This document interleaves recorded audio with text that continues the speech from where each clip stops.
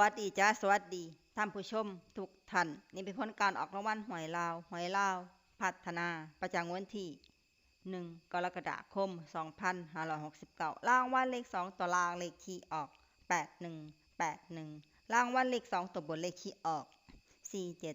4747รางวัลเลข3ตัวบนเลขที่ออก147147รางวัลเลข6ตัวเลขที่ออก848 147